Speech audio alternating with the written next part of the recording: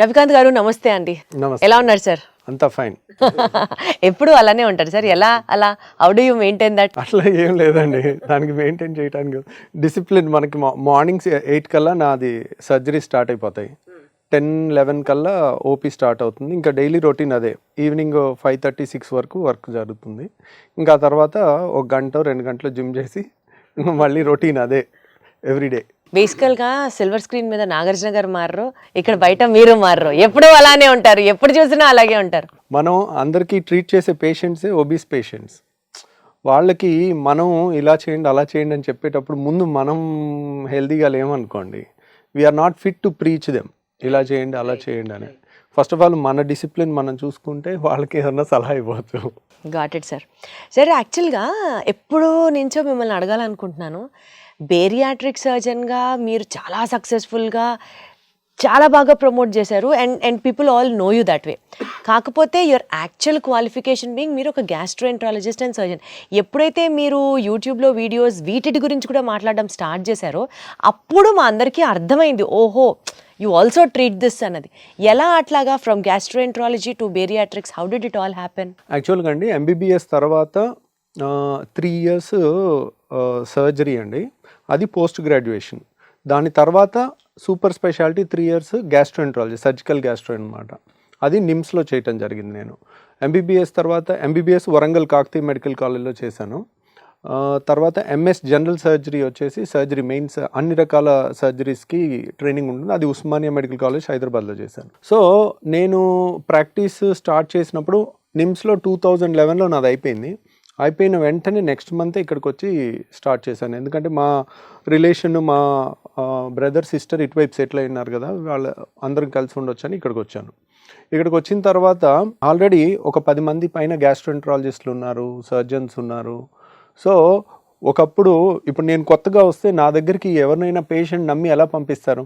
ఇప్పుడే pass out అయ్యి వచ్చాం, వీడు ఎలా చేస్తాడో ఏం చేస్తాడో, ఎప్పటి నుంచో ఉన్న డాక్టర్స్ ఉంటారు కదా. ఇప్పుడు ఒక గాల్ బ్లాడర్ ఆపరేషన్, పససంచిలో రాళ్ళకు ఆపరేషన్ చేయాలన్నా, అపెండిక్స్ ఆపరేషన్ చేయాలన్నా, పొట్టకు సంబంధించిన ఎండోస్కోపీ చేయాలన్నా, ఏదైనా కొత్తగా మనం వచ్చినప్పుడు మనం ఎవరికి తెలియదు. యాక్చువల్గా నేను చదువుకుందేమో వరంగల్ అండ్ హైదరాబాద్. ఒక 15 ఏళ్ళు మొత్తం నేను పుట్టింది పెరిగింది అంతా కూడా తెలంగాణలోనే, సెటిల్ అయింది ఇటు. కాబట్టి నాకు ఇటువైపు ఎక్కువ పరిచయాలు లేవు. మా ఫ్రెండ్స్ ఇప్పుడు హైదరాబాద్లో ఏ హాస్పిటల్కి వెళ్ళినా నా జూనియర్స్ కానీ సీనియర్స్ కానీ ఉంటారు. ఏ హాస్పిటల్కి వెళ్ళినా హలో హాయ్ అని పలకరించే ఫ్రెండ్స్ ఉంటారు. ఇక్కడ ఎవరు లేరు. అట్లా నాకు రిఫరల్స్ వచ్చేవి కావు. అంటే పలానా కండిషన్కి ఈయన క్వాలిఫైడ్ డాక్టరు, బెటర్ డాక్టర్ అనేది కొత్తగా వచ్చిన వాళ్ళకి ఎవరు ఉండరు. కాబట్టి నా దగ్గరికి రెగ్యులర్ గ్యాస్ట్రో ప్రాక్టీస్ ఏది వచ్చేది కాదు. దాంతో నాకేంటంటే ఇంకెలాగా చాలామంది చేస్తున్నారు కదా, ఎవరు చేయలేనిది కష్టమైంది ఉన్నది బేరియాట్రిక్ సర్జరీ. నాకు దానికి స్పెషల్ ట్రైనింగ్ బెల్జియంలో చేసి వచ్చాను అనమాట.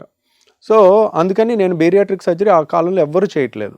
అది మొదలుపెట్టినప్పుడు ఛాలెంజింగ్ కేసెస్ తీసుకుని, అంటే 200 kgs హైదరాబాద్లో అన్ని కార్పొరేట్ హాస్పిటల్లో వదిలేసిన పేషెంట్స్ని కానీ, పండ్రి కానీ, బాల్భీముడు కానీ, అసలు ఇన్యూమరబుల్ 250 kgs దాటిన పేషెంట్స్, చావు బతుకులు వచ్చిన పేషెంట్స్, అలా చాలామందిని ట్రీట్ చేయగలిగాం. సో అప్పుడు ఫోకస్ అంతా దాని మీద ఉండింది. దానివల్ల బేరియాట్రిక్ సర్జరీ ఎవరు చేసేవాళ్ళు లేరు. కాబట్టి మీరు లైమ్ లైట్లోకి రావడం, అది మోనోపోలీ లాగా అందరు రిజెక్ట్ చేసినాయి. అవి చేయటం వల్ల దాంట్లో ఎక్కువ గుర్తింపు వచ్చింది. ఎప్పుడైతే కోవిడ్లో మనం ఖాళీగా ఉండి ఏదో టైంపాస్కి ఒక గ్యాస్ట్రో అది చదువుకున్నాం కదా, సర్జరీ అది చదువుకున్నాం కదా అని జనరల్ టాపిక్స్ కొన్ని నేను ఒక 40 వీడియోలు చేశానండి.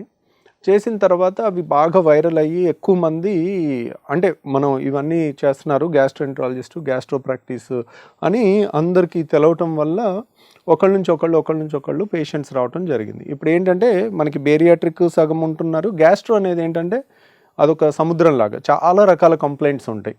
అంటే గ్యాస్ ట్రబుల్ అంటేనే అదొక మహాసముద్రం లాగా ఉంటుంది. దాంట్లో చాలా రకాల కంప్లైంట్స్ ఉంటాయి. దానికి తోడు ప్యాంక్రియాస్ అని, లివర్ అని, కిడ్నీ రాదు కానివ్వండి, కిడ్నీ చుట్టుపక్కల ఉండే చాలా అవయవాలు కూడా అన్ని పొట్టలోనే ఉంటాయి కదా. గ్యాస్ట్రో అంటేనే పొట్టకు సంబంధించింది. స్ప్లీన్ అని, చిన్న పేగు, పెద్ద పేగు చాలా ఉంటాయి అన్నమాట. ప్లస్ ప్రాక్టాలజీ అంటారు, అంటే చాలామందికి బ్లడ్ పట్టడం, అంటే పైల్స్, ఫిషర్స్, ఫిస్టులా, ఇట్లా రకరకాలు, అంటే నోటి దగ్గర నుంచి పేగులో కింద వరకు వచ్చే అంతా కూడా దాంట్లో కవర్ అవుతుంది అనమాట. బట్ ఒకటి సార్, ఇలా 2 స్ట్రీమ్స్ని మీరు కవర్ చేయడం, మీరు అందులో స్పెషలైజ్ అయి ఉండడం ఇప్పుడు మాకు చాలా హెల్ప్ అవుతుంది. బికాజ్ అటు బేరియాట్రిక్ సబ్జెక్ట్ గురించి అన్నా మీ దగ్గరికే రావాల్సి ఉంటుంది, ఇటు గ్యాస్ట్రో సమస్య ఏదైనా సరే మీ వైపే చూడాల్సి ఉంటుంది. ఎందుకంటే అవే ప్రజలను ఇప్పుడు బాగా బాగా బాగా పీడిస్తున్నటువంటి మెజారిటీ ఆఫ్ ది ప్రాబ్లమ్స్లో అవి కూడా ఉన్నాయి కాబట్టి. Thank you so much sir. Thank you అండి.